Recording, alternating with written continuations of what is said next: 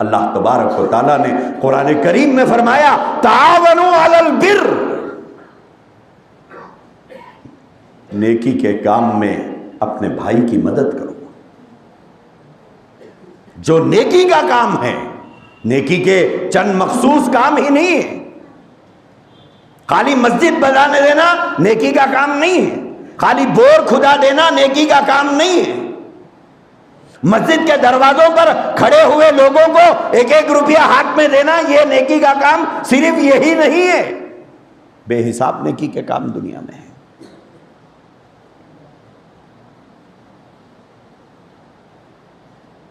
کیا کسی یتیم کو پڑھا دینا یہ نیکی کا کام نہیں ہے؟ کیا کسی بے روزگار کو روزگار کمانے کے سلیقے بتا دینا کیا یہ نیکی کا کام نہیں ہے؟